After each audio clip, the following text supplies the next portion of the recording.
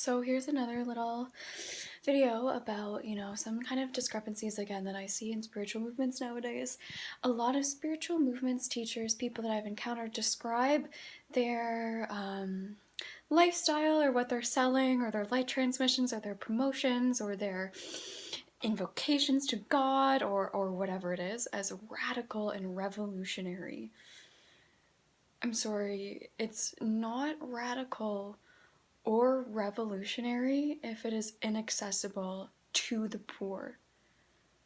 I feel like people in spiritual movements have some kind of vendetta against people who are poor, against the mentally ill, against the homeless, because it shines a light maybe on their darkness that they're not ready to look at. But that is you as well. So the people in, the quote unquote lowest positions in society, that's you. How are you going to say that you're one with all of humanity when really it's like we're one with these special light workers from the Pleiades, and we only want to aid people who have tons of money to spend, and we want to create this beloved paradigm on earth, but only if you're rich, beautiful, and spiritual in the same way as us. And I just can't contend with it. And it's these women who they make posts talking about how they no longer feel like they're a victim because they have experienced samsara and they actually understand that there are no victims and there are no perpetrators. Sorry, this is bullshit. We live in the third dimension right now, okay? Fuck you and your samsara. I don't care. Okay, you've achieved enlightenment or samsara. That's great. Congratulations. But a lot of people are not at that level, and that is fine. And they're not even curious or interested to experience the light of the God or whatever the fuck it is. But they are human beings who are living on this planet who deserve to live here safe from violence, harm to their being. And yeah, there are some people on this planet who are victims of a horrible system that wants to cause more pain and human suffering and make a profit off of people.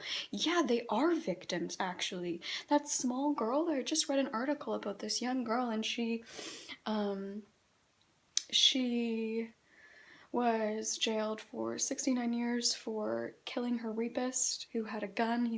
She thought he had a gun, and then she shot him. And then to say that people like that aren't victims of the system, they actually are. That system doesn't have any sort of real ethics or morality grounded in its core, that they think that it's appropriate to charge a 16-year-old girl as an adult and have her spend all of her life in prison when she has gone through a horrible ideal. So fuck no, fuck you and your samsara enlightenment, and go, well, do it. Like, just go off. I don't need to be mentored by people like that, and I don't want to be mentored by people like that. I want to be mentored by artists, by poets, by playwrights, by musicians, by people who understand and really see a humanity as we are in the totality of what we are, not just this small little light worker holy tribe.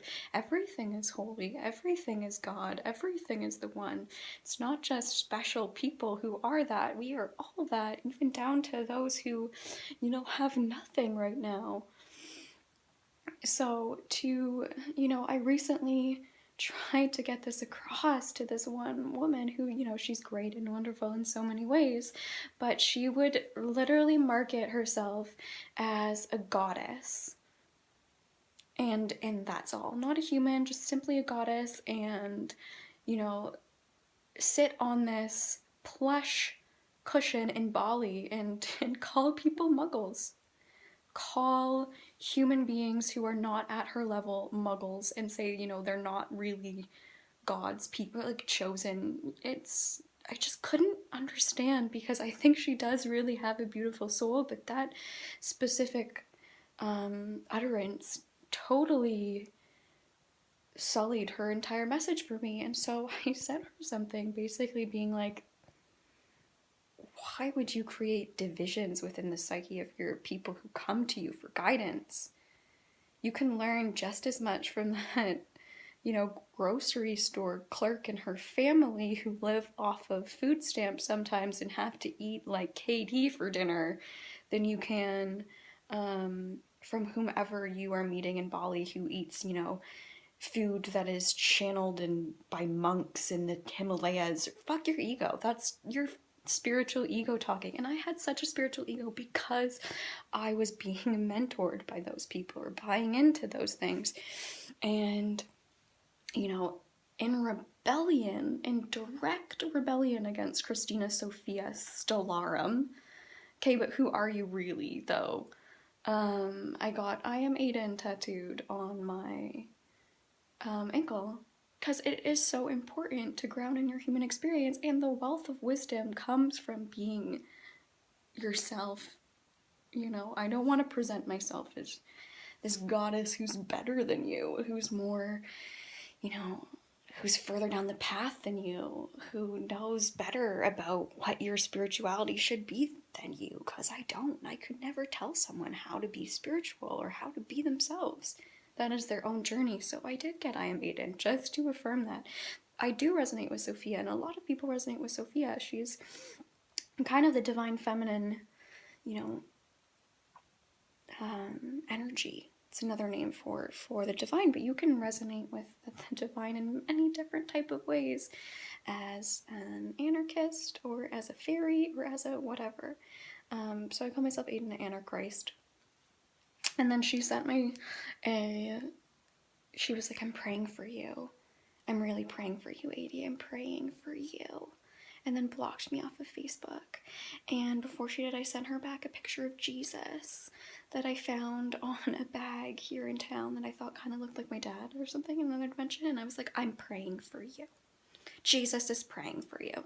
Like the Jesus that you use to like, I'm so mystical, Jesus only loves, like the mystical Jesus that you use to make yourself better than other people and yet say everyone should be humbled by Jesus. Sorry, girl, humble yourself. And I have had to, you know, experience many scenarios where, you know, it's humbling. On ayahuasca, you're fucking vomiting everywhere. You're like, some people shit themselves. I didn't shit myself, but like some people like are crawling on the floor. You're like experiencing hell. Like it's humbling. And what humbles me even more is like when there's that poor family that like invites me into their house and it's like, well, all we really have for dinner is, you know, hot dogs, and all we can afford is this, but we really like want you to eat something.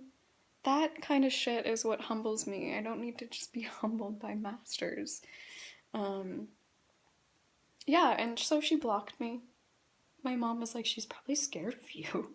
Like, you're intense. And yeah, how can you say that you can't learn from your students or whatever? And if you're putting yourself in a position of spiritual leadership, like any other art form, because it probably is kind of an art form, wouldn't you want to be open to, like, constructive criticism? I wasn't even being rude. But anyway, rebelling against her and people like her has been fun.